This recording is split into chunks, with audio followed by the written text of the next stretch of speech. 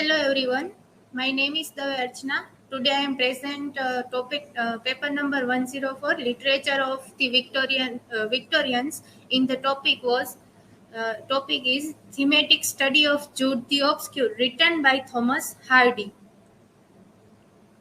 This is my personal information. Today I am dealing with points to ponder like about author, works, themes and conclusions. Thomas Hardy. Thomas Hardy was born on 2nd June 1840. Thomas Hardy was the son of Thomas Hardy, a master mason of building constructor, and Jemima Hand, a woman of some literary interest. He died on January 11, 1928, and a few days later was buried in Westminster Abbey. His works like The Poor Man and the Lady, written in 1867 or 1680. His first published novel was Desperate Remedies in 1871, and another his work like A Pair of Blue Eyes in 1873. After death of his wife, from this time on Hardy devoted his all full time to writing and continued to publish novels regularly until his last in 1895, Jude the Obscure. Here I am dealing with themes like marriage, fate, social criticism, and women's society. Marriage. The novel's plot is designed to writing all the possible tragedy out of an unhappy marriage. As Jude is first quoted into marrying Arabella by her fine pregnancy, and she marries Philoston, mostly to make Jude jealous. When they meet each other and fall in love, Sue and Jude's pure connection is constantly obstructed by their earlier marriages, and Hardy even present the tragedy of Little Father's Time's murder suicide as a natural result of broken marriages and unhappy relationship. In the narrator's aside, Hardy also criticized marriages, describe it as a binding contract that most young lovers are incapable of understanding. Here is another journal article's point of view that when Jude the Obscure was published in 1895, it was interpreted in many quarters as Hardy's contribution to the growing contemporary debate on the marriage question.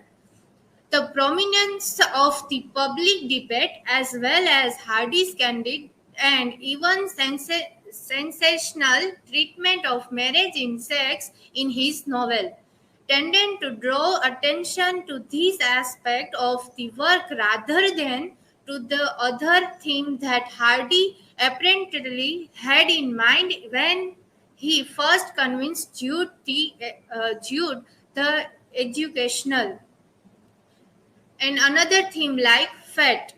The novel's overarching story of fate is that Jude and Shu's family is cursed in marriage. Both Jude's parents and Shu's parents were divorced, and they have an ancestor who was hanged for stealing his child's body from his estranged wife. This curse this curse comes to affect the protagonist actions as they avoid marrying each other and possibly doubling the curse. Fate looms over the characters in other situations as well, like when Jude tries so hard to get into a college but is always failed to fail because of his poverty and class. The climax of the novel, Little Father Time's murder suicide, is portrayed as an inevitable result of the situation in which he was raised, a product of divorce, depression, and bad luck. As with the marriage question, Hardy gives no easy answer regarding fate. And another theme like social criticism. Much of the novel serves as a vessel for Hardy's criticism of English Victorian society. Most of this critique is aimed at the institution of marriage, but Hardy also targets education, divides, and hypocrisy.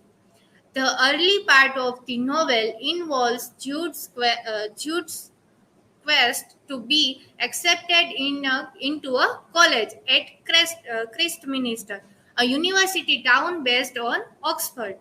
Jude works for years teaching himself classical languages, but he is never accepted simply because of his social class and poverty. And this is the another article, and in this article they he said that social criticism on his point of view. In Jude's unjustified failures, Hardy demonstrates the unfairness and classicism of the educational system. Hardy was far ahead of his time in many of his views, implying that universities should accept members of the working class. Couples could live together without being married, and even that the father of a child should be the women's business alone. But Hardy's society was not ready for such social criticism. The backlash against Jude the Obscure was so harsh that Hardy gave up writing altogether.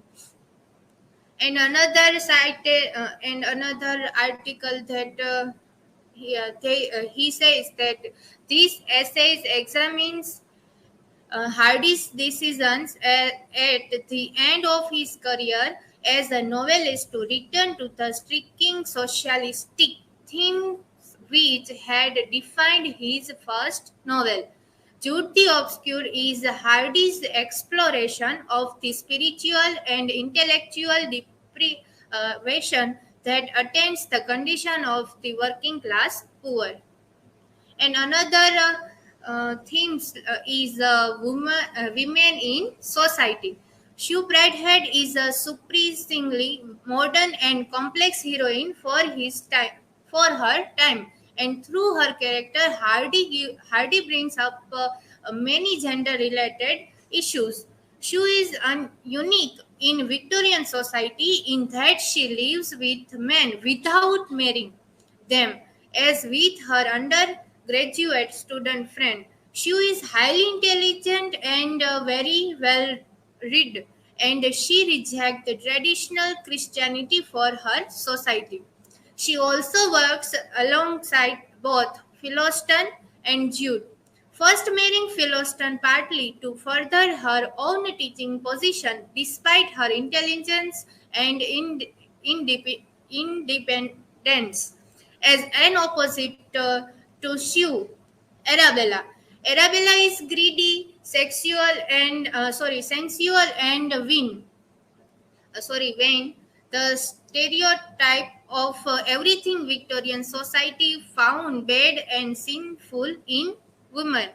Women, though Arabella is usually the antagonist, she is also the character who ends up the most fortunate in the plot, showing just how unprepared society was for a character like Shu. Conclusion: this is a work cited work, and in this work, the general article, and he says that if we look beyond Hardy's conscious intentions to such thing as repeated themes, incidental comments, and subtle differences in the presentation of analogies, male and female characters, we find evidence that he could not altogether overcome the sexual stereotypes of his culture. They emerge particularly in his treatment of two recent situations in generalizations evoked by the misbehavior of his female characters and in his use of the terms womanly and manly. And these are my works cited. Thank you.